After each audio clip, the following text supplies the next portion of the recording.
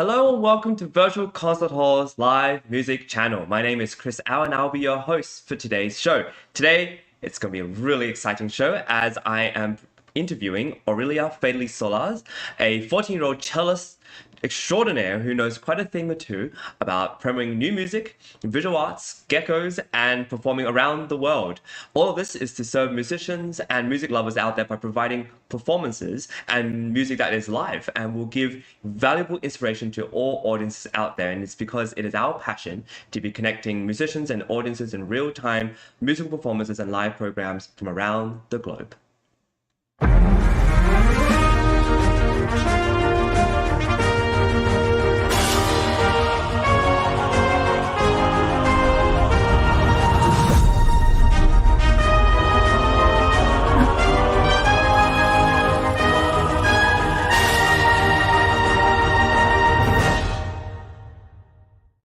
Hello and welcome to Virtual Concert Hall's live music channel. My name is Chris Au. This is going to be a really exciting show as I'm going to be interviewing Aurelia Faidley-Solars, who's a 14-year-old cellist, who's a visual arts lover, and so much more. There's a very interesting show. We're going to be asking her about her upcoming performances, about everything she's done so far, and just all the things that she's interested in, and she's such a bright, wonderful personality. I'm sure you're going to love her. This season at Virtual Concert Halls, we've already had such an amazing array of shows. We are coming to the close of the 2023-2024 season, but we have so much still for next year. We are growing. This is our fourth season, but our fifth season is going to be even more exciting. But before we head on to our fifth season, let's take a look at what we've done this season and what there is left within this season.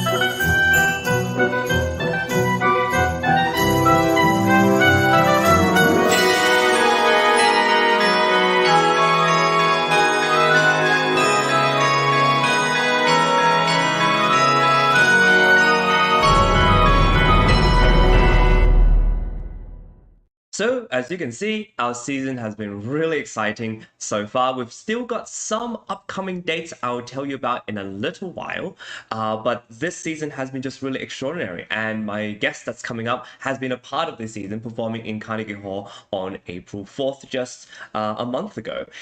Coming up, we also have more Carnegie Hall and co-orchestra audition opportunities on May 17th to 21st, as well as June 14 to 17. The deadlines are coming up. We have May 10th as our upcoming deadline for performances with co-orchestra as well as Carnegie Hall, and there are many more opportunities that are coming up.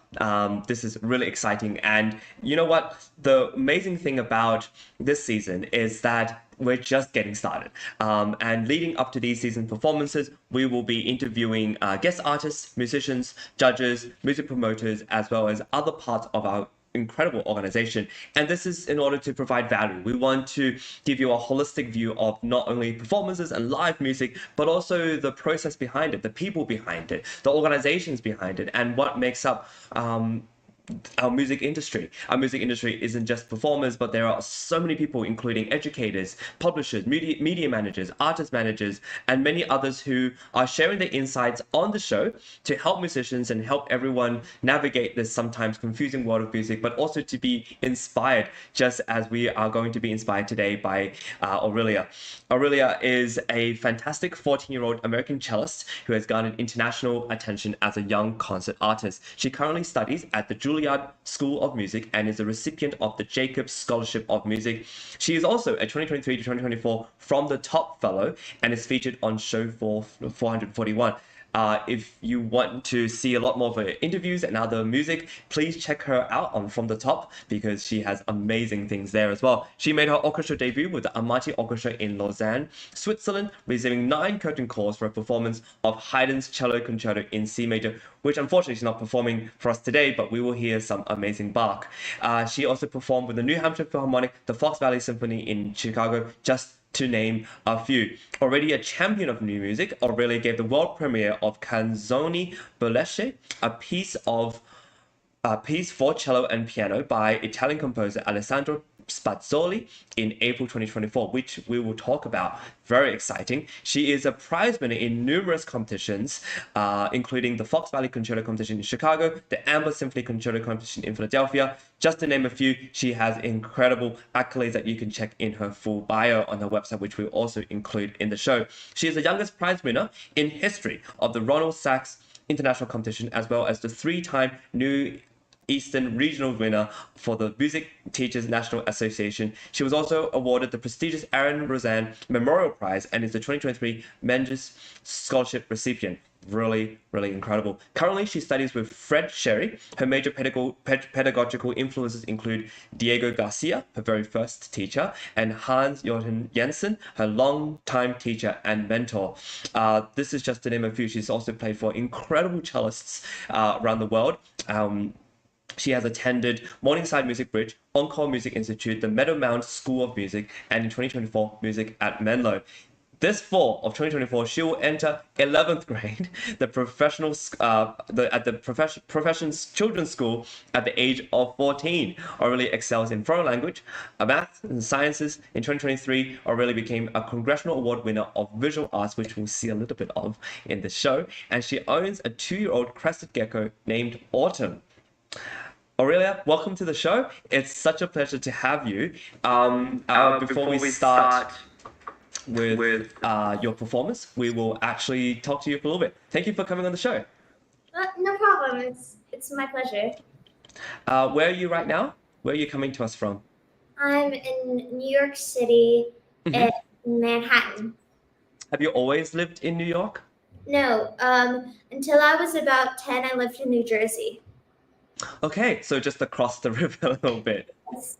How do you like living in New York? Is it inspiring for you? Is it stimulating? What is it like to live in New York with all these museums? And as a visual artist, it must be so cool to see all the exhibits. I love the city, and I love museums as well. So I consider myself a city girl. Wonderful. And what does that mean for you? Do you like going around walking the city? Do you take all the, subway, bus? You just know the city really well? Yeah, I love going to Central Park. It's right across the street from my apartment. That's amazing. And what do you like at Central Park? Do you bike around it? Do you just walk around it? What's your favorite part of Central Park? I play tennis, and I love to run in Central Park. So I will run to my favorite swing set, and I'll go out there. Do you do like what's your route? So you start off maybe on the side. Do you go all around the park when you run, or do you have a special route? To the Natural History Museum and back. Love it. That's amazing. I was just actually in New York a few days ago, so I have that really clear in my mind. Do you have a favorite museum in New York? Probably the Met. I mean, living in New York, I can imagine you actually having the time to see all of it because as a tourist, even one day at the Met is not enough to see everything. Yeah. Right? There's so much to see. Yeah, there is. And do you like the Museum of Modern Art as well? Yes, of course. So let's you're preparing some things for us to listen to today. What are you playing for us? I'm gonna be playing Suite 3, Bach and Suite 3 Bach, and I'm gonna be playing Bourrée and Courant. Okay, which one first? Courant first or Bourrée first? Bourrée and then Courant.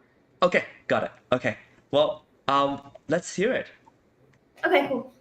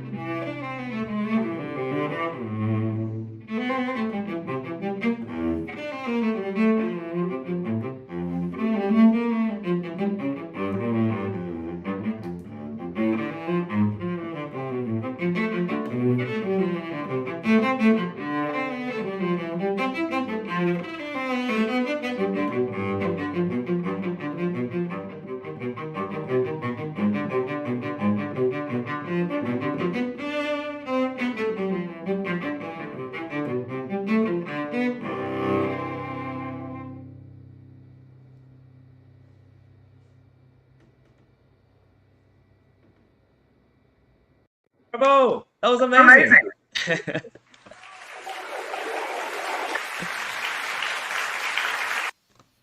So, why have you chosen these two pieces to play today? Well, I love Bach. I'm a sucker for Bach, and it's just so much fun to play. It's simple, cute, and it's really fun.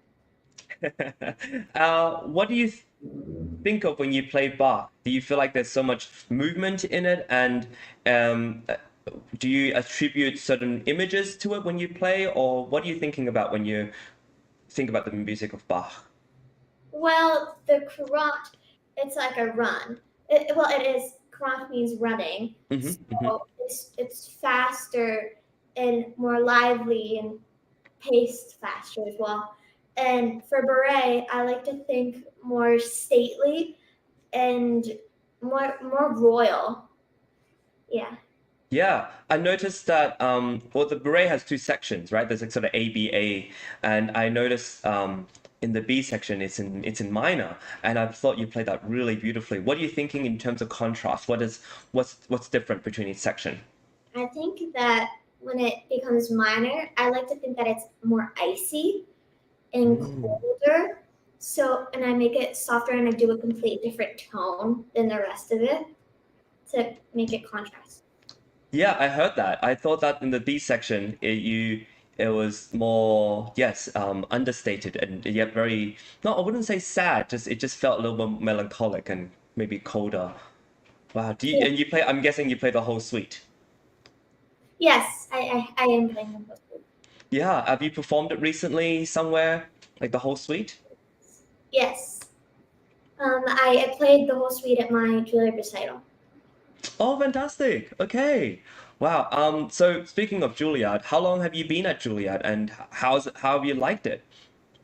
This is my second year, Hmm. and next year will be my third year. And it's a really cool experience to go every day. I've learned a lot of stuff that I wouldn't have known before, Yeah. especially music theory stuff. And chamber. I love chamber. So Hmm. like chamber is one of my favorite things. Like when I'm older, I want to be a soloist and a chamber musician because it's one of my big passions. Like I really love chamber music. Do you have a preference between, string quartet or do you want are you happy as well playing with, piano ensembles? I've What have been you I've been in a piano trio for a while. Okay. Like I've played like Ravel piano trio, Beethoven, like in a piano trio because yeah. And then but another camp I'm going to really soon. I'm gonna be playing Smetana piano trio, and then I'm gonna play Cool. piano quintet and other stuff. Death and the Maidens, Schubert, Hmm. like that. Yeah, and I'm What do gonna. you what do you like about playing chamber music? Is it the fact that you get to just interact as part of a group? What do you like about it? Well, it's just that like the sound that you can make with your friends because those are the people that you really have fun with and making beautiful music with them is a really special experience. Mm. And what do you like about performing chamber music? Do you feel like it's just very exciting that you get to share a sound together? And yeah, what do you like about performing it? It's very special to me and natural as well. So is performing has always been natural for me. Yeah, I can see that in like the way that would you describe yourself as sort of a extroverted person who likes to sort of share art with other people and just sort of bring in energy to others? Yes, I would say I'm more extroverted. Hmm. But I took the 16 personalities test and it said that Okay. I'm INTPT. So Also, you're still a little bit more of the introverted side. technically, I mean, I love being with my friends and out in the public and Mm. talking to other people, but at the same time, I love having my me time. I love that. I think that's what makes musicians so wonderful. You do have to have the me time in the practice room or at home, but then you also get this amazing chance to play with others. Yeah. Yeah. So I want to talk little bit about your world premiere, which is really exciting. So this piece is called Canzoni Burlesche. Can you pronounce it for me? Because I have no idea. Well, that you basically said it. I can't pronounce it any better than you. Um, I premiered this piece and it was so much fun to play. I premiered it at the recital as well. And learning it was really fun, and I got to interview the composer as well. Yeah. Oh, really? That's really cool. So is the composer Italian American or purely Italian, and you had to go to Italy to meet him, or what was it like? He's purely Italian, so we had a translator. Um, That's so cool. yeah, it was really cool. He tried to speak some English, but he had some trouble. Yeah, and your Spanish may not be understood as well for his. Or no, maybe you could do a sort of a quasi Spanish Italian kind of conversation. Well, I'm almost fluent in Spanish. Okay, there you go, exactly, right? So you can, if you could understand a bit of the Spanish words, then, that might work out. What was it like to play? Did you commission this piece? How did it come about? No, my teacher Fred Sherry is friends with Spazzoli, and so Fred gave it to me to learn and premiere And where did you premiere it? at my Juilliard recital. Oh, that's very cool. So now I'm just trying to piece together your program. So, so you played the Bach's Cello Suite, you played this piece, Canzoni Burlesche, and what else did you play for your Juilliard recital? Played Rococo Variations and Poema What's that? Poema? by Marlos Nobre, Mm. and he's also a modern day composer. But it's not a premiere, but it's still this sort of a newer piece of music. I played it on From the Top. Oh, very nice. Okay. So you're playing music from all different times. What is it like for you? Do you feel like it's just doesn't matter, it's all music, or do you feel like different eras have different things to say? I know you play the Brahms cello sonata in E minor, you play Haydn, you play a bit of everything. What does it feel like to play different composers in different times? Do you feel like it's something special, something different, or is it all music for you? It's all really special, but I prefer like olden timey music. Okay. like Bach and Tchaikovsky and Beethoven and all that good stuff. And I love Ravel as well. And those are some of my favorite composers. Yeah, why do you think you like that music more? Do you feel like it just hits to your heart more? Why do you think you like that music more? It's just more enjoyable for me. But I mean, I love all music. Like I love all music. We get it. No, she loves everything, but you still have I guess a kinship to that sort of. Do you think because you played it more, like you've played more Bach and More closer to home and more comfortable for me to play because since my mom's a violin teacher, I've been always hearing music like 24 hours a day. No, I'm just kidding, like 12 hours a day, but not 24, but pretty close to 24. pretty close. And that's actually why I chose a cello because I started on violin, but I hated the violin so much. No offense to any violinists, at least, but but so I always wanted to play the cello. It was my choice to play the cello, and so I would hold the violin between my legs, and I would say, "I want to play the cello." And so for Christmas one year when I was like 5, my mom gave me a cello, and I started from there. And the rest is history. Do you still play a bit of violin, or no? It's just all cello. That was way back in the day. I can attempt to play some Twinkle Twinkle on the piano, but it's not going to be good. It's all right. What is it about the cello now that you've come to become really good friends with the cello? What do you enjoy about the sound and its versatility? What do you like about the cello? The cello has such a deep and beautiful sound, and it has such variety of sound that it can make. And it's just such a beautiful instrument. And it's like top tier for me. Like it goes cello, piano, and then everything else. Thank you. That means a lot to me that you put put piano second. I have a question for you. What does your week look like as a visual artist, as a cellist, as going to Juilliard School, going to, you have to take classes too for everything. What does your week generally look like? And when do you find time to go for a run or to go to a museum or go hit up a nice pizza joint? I don't like pizza. You don't? Oh no. Okay. Sorry. Okay, bagels. Correction, bagels. I don't like bagels. Oh my god. Oh, yeah. No, I just have a lot of allergies, so I'm very picky. But anyway. Oh, okay, gotcha. Okay, go on. I actually have 16 allergies, but that's a side note. Okay. Yeah, those are all food allergies, and then I'm allergic to like all animals. But anyway, sorry, I'm getting off track. No, it's okay. Go for it. Yeah.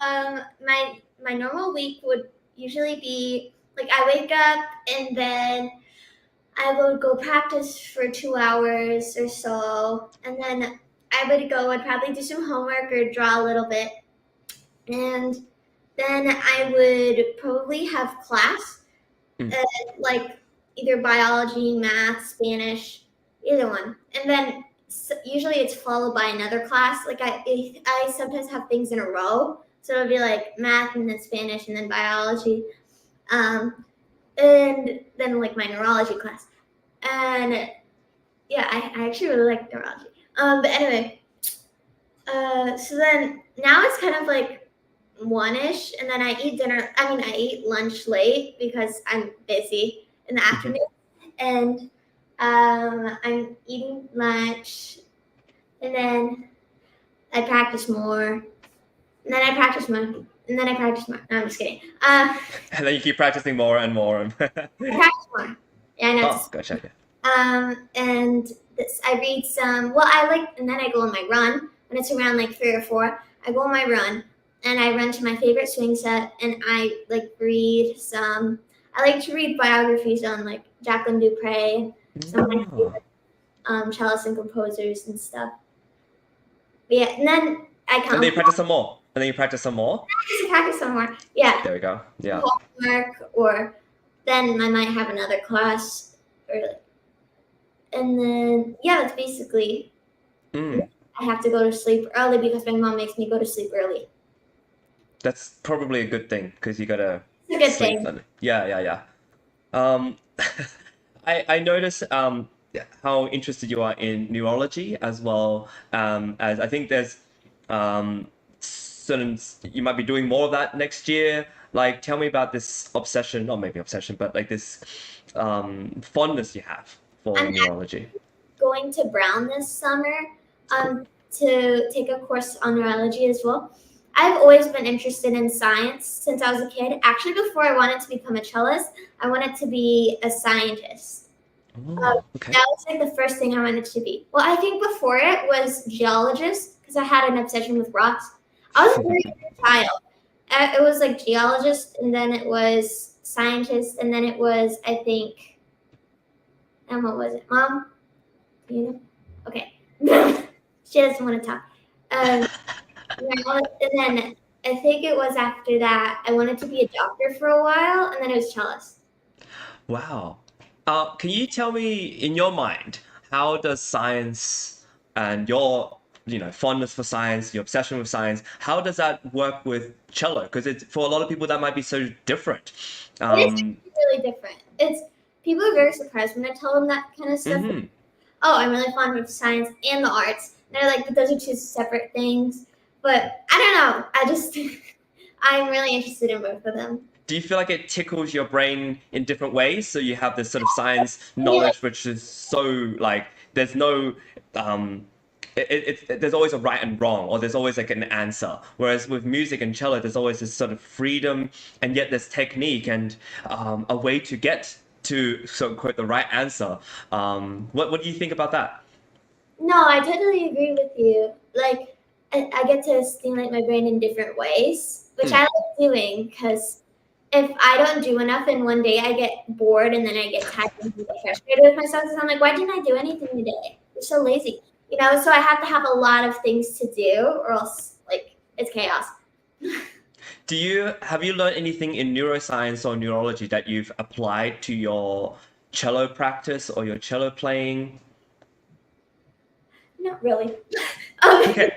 I mean, I see where you're coming from, but you have to be extremely focused for both of them and determined to do what you have to do and ambitious as well. But I don't know if there's any like real connections. I have to think about that one. Yeah, no, I only asked because I'm also quite interested in neuroscience, not as much as you are. I think you have more of a fondness. But there's certain research and studies that come out talking about, where after you practice, you go do, a non-sleep deep rest. So sort of a meditative practice in order to help, and also how sleep, the science behind sleep helps you practice better and to actually memorize and learn music better. Have you touched that at all? Do you know anything about that at all, or am I completely speaking gibberish? Yes, actually. No, I know what you're talking about. I have different kinds of practice. I have practices where I'm more laid back and just complete slow intonation practice, where it's like my brain kind of turns off and I just play, because sometimes that's all you need to do to like especially keep up a piece when you've already like polished it, but you still have to play it for things. That's what I'm doing for Rococo Variations right now, because I'm kind of tired of it. I know it's hard to get tired of Rococo Variations because it's such an amazing piece, which I know it is because I love it. But I've played it so much, I'm like, oh, please I have to practice it more. So I just kind of turn off my brain, become a zombie, and then practice it. But then there's the other practices where I have to be super focused and go over all my notes. And then there's other practices where I listen to my pieces because I learn things by ear a lot. And because I have really good ears, and I like to study my music with my music. Like I have my music in front of me and then I listen to it. Do you listen to your own recordings to kind of I just listen to different artists. I listen to other people's interpretations of the piece, and if I like something, I'll like put it into my piece. But I don't like to completely copy what somebody's doing. You know what I mean? Because then I'm not my own person. Like I'm not my own player. This might be a little bit of a nerdy question, but I know you really like Jacqueline Dupre. Have you? I don't want to use the word copy, but what have you really loved about her playing that you incorporate into yours, or you just this is your sound? Do you have any thoughts on that? I love her Dvorak and her Elgar, and I just love how she plays those. So I do take some things, like even subconsciously. I think that's the right word. And just add them into my playing. Thinking about it, because her raw playing, like it's just so pure. Yeah. And that's such a strange word, right? Pure. Like how does that translate to anybody who's not in music? I totally understand what you're talking about, but what do you think is the attributes that make her sound or her playing so pure, and how do you feel like you connect with that? Because actually people always called her Smiley because all of her music came from the heart and she enjoyed it and she had so much passion for it. Because if you're a performer and you look like this and you play and you played amazing, that's not a performance, because being a cellist means that you have to perform for people, and that it's like, you know what I mean? Yeah. So she was somebody who really showed on her face, on her heart, and she just gave it all on stage. Yeah, exactly. And she really put her whole heart on the table and put all of her emotions into the playing, which I love to do when I play as well, because I feel like it's very important to do, and it just kind of happens when I play. But what I love about her playing is it's not just on her face; it just really comes out of her sound. It does. Yeah, so it's you feel like you can watch her, but you can also just listen to her, and you still got that raw power. Yeah, the grit in her sound as well. I really love. Are there any other cellists you really admire? I love Yo-Yo Ma. I mean, I know it's a classic, but I love him. And I also love Misha Maisky. And well, obviously Jacqueline Dupre. And I also love Brandon Cho. I love Brandon Cho. Yes. I know. I met him recently and I heard him play, and he has a way of being so connected with the instrument, which I really love. He's amazing. And Zifang. Of course. Yeah, and I think those are my top, like, how many was that? 5? That's pretty good. So tell me about, you have some performances coming up in London, Hamburg, with the London Young Players Consortium, London Concert Sinfonia, State Orchestra of Hamburg. Really exciting. Have you been to London and Hamburg before? And what you have? Sorry? I've been to London before. Not Hamburg. But not, okay. And what are you going to play there? Rococo Variations. Oh, that's why you have to keep it up, right? Yeah. You have to, I see. Juries on the 18th, so pray for me for that. Okay. So you've got juries, and then you're going to London and Hamburg. Yeah, I have to play stupid Popper 38 my jury. It's so painful. Like, I know it's very important to play, but like when we asked Hans to give me a Popper, Mr. Jensen to give me a Popper to play, he was like 38, and then we listened to it, and we were like 38. It's like torture. Anyway. So for people who may not be a cellist, what's Popper And why is it so hard? Why is it so essential? Is it asked in different auditions? What's Popper? Popper is a very big composer, and he writes etudes, and so they're very technical and repetitive, which makes them kind of boring to play. And the one I'm playing right now is like literally just octaves, like that. Yeah, and it's really fast too. It's like, wait. Do you want to show us a little bit? Yeah, sure. Don't blame me if it's bad.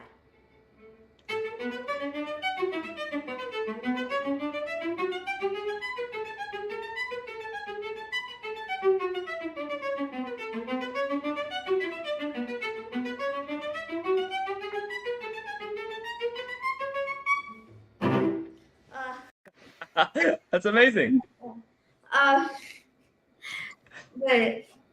that wasn't very clean, but It sounded pretty good to me. I mean, you've got cello ears, and you've got better ears than me, maybe. But that's really quite good. Do you feel like it helps you play other pieces? Okay. Yes, because it's so technical, and since it focuses on octaves, it helps me because, like, for example, seventh variation of Rococo, there's that very end, and it's just octaves. And I just had a lesson, and we focused on the shape of my hand in octaves, and it was a bit wrong because in octaves my thumb is too curved, and I had to like straighten it out. But Wow, no, that's quite technical, but it's really interesting. So, is it difficult to change that now that you've always been doing a little bit rounded? Yes, and as well as the fact that my finger locks in this position. Oh, yeah, I see. 2 octaves, but that's just because I have like really difficult fingers. But I just have to change that habit. And same with my thumb, like I can actually do this. Oh wow, very flexible. Yeah, and I can put my leg up here and then go over. I'm really flexible all over. And do you feel like that helps you with playing, or do you feel like with cello you have to almost have a bit more tension so you can maintain shapes? It helps because my fingers are very stretchy. Oh, true. Yeah, like my. You can really get those big octaves or those tenths or whatever it is you need to do. Trouble with like octaves or big reaches. I usually don't. But I also have kind of big hands. But yeah, you could have played piano, honestly. I think with your flexibility, you could have. Yeah. Oh, that's amazing. So one of the last things I want to ask you about is your social media. This is something that you've developed and you've got quite a big following, which is really, really amazing. What are some of the positive experiences you've had with social media, as well as kind of how do you feel about just documenting your journey through cello playing? How has it been for you? I love having a big social media because the amount of times that people reach out to me and been like, oh, my daughter or my son started cello because of your video. And I love being inspiring for like younger cellists as well. It's one of the reasons why I do it. One of the main reasons, actually, because I love to share my music and especially to inspire others. Wow, I love it. I have a question for you. If someone's coming up to you on social media or in real life and they're asking, oh, why is cello playing or arts, visual arts or music, why is that important in our life, in our society? What would you say? Because it's kind of an escape from how much worry and like stress there is in the world, and music is an escape for that, and it just brings happiness and joy and emotions through the playing. Like even if the piece might be sad, so it can make you sad. You know what I'm talking about? Yeah, but there's so many different escapes, right? You can watch movies or play video games, or why classical music, and why does this mean so much to you? It's different. It's just different than like playing like Fortnite or Call of Duty. Sure. It comes from the heart. Play like Roblox is not something that you're passionate about. Maybe it is, and I don't know, but to be honest, that it just seems that classical music is way more important. Yeah. And when you play classical music, just to, to tell other people, what are you trying to say? What are you trying to show the audience when you play or perform? I'm trying to, as well as I said before, inspire. And I always loved performing, but I'm trying to make the audience feel what I'm trying to portray with my playing. And I just love performing, and I want to see that the people love that. I want to make the people see that I love performing. And that should. I like that. Yeah. It's connecting.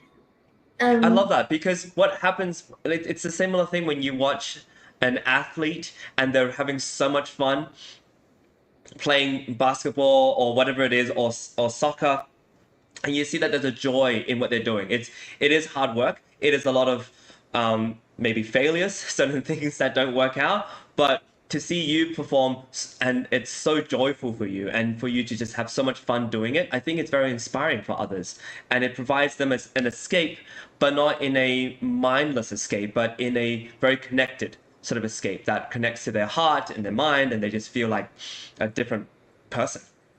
Yes, I totally. Well, thank you so much for your time. I really have loved chatting with you. You performed in Carnegie Hall recently on April 4th as part of our season. How was that? How did it go? I just love playing with all orchestras because it's always such a fun opportunity for me. So it was amazing. Have you played in Carnegie Hall before, or was this your first time? Yes, many times. Oh, of course, New Yorker. Yeah, they've given you a key, haven't they? You can come in anytime. Just play for us, right? Yeah, I don't even have to ask where the theater is. I can just be like, okay, I'm gonna take the B elevator. Exactly. Security knows me. It'll be fine, right?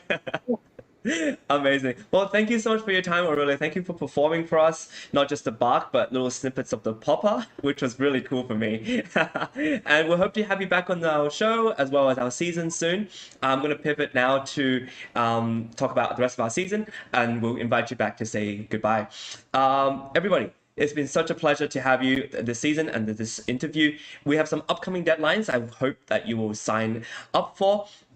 Carnegie Hall, as well as core orchestra auditions on May 17th to 21st, as well as June 14th to 17th. The deadlines are coming up, and you can check our websites at virtualconcerthalls.com, progressivemusicians.com, soundespressivocompetition.com for more information on all of these things, as well as upcoming events. We have so many collaborations we've started, and this is just the beginning of what we have to do and what we want to do in the future. We have a Beethoven show every Thursday and Sunday that is live. What we do is we take an incredible documentary by Lawrence Rapchak, that's narrated by Lawrence Rapchak and produced by Virtual Concert Halls, as well as the New Media Productions.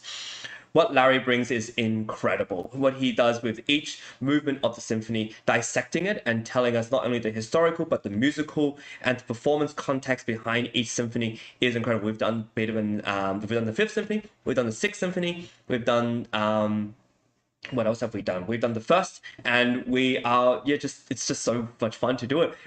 This show is hosted by Dr. Anna Ospenskaya and myself, and we talk about and we comment on these various aspects of the music that Larry brings to us. So please tune into those every Thursday and Sunday. I want to give a big hand to our collaborators, our partners, people who have been a really big part of our season. These people have been really incredible, and they continue to be a part of it. The Coburn School, for example, has been with us since our first year at Classical Academy as well, and we're expanding, we're growing, but all these people you see on the screen have been a really big part of not only our season, but also supporting opportunities for amazing musicians like Aurelia. We have all these orchestras coming up. There's more to come, so please check us out on our websites and be a part of what we hope will be really, really valuable for young musicians as well as music lovers and audiences out there. Last but not least, I definitely want to thank our team. Our team has been integral in not only tech checking everybody, making sure everything sounds great on our auditions, but also to manage the back end of things, from making sure performers arrive on time and have a time to do a dress rehearsal, from time to make sure everything works out for their performance. This is a really big part of what we do. We are a growing team. If you would like to join us, we will really welcome you. Please contact us and we'd love to see you there. I want to bring Aurelia back and to say goodbye to everybody. Thank you so much for watching this amazing show. Aurelia, thank you. You've been amazing. I hope to have you back soon. Thank you for having me. My pleasure. Okay, well, thank you everybody. See you all next time. Bye.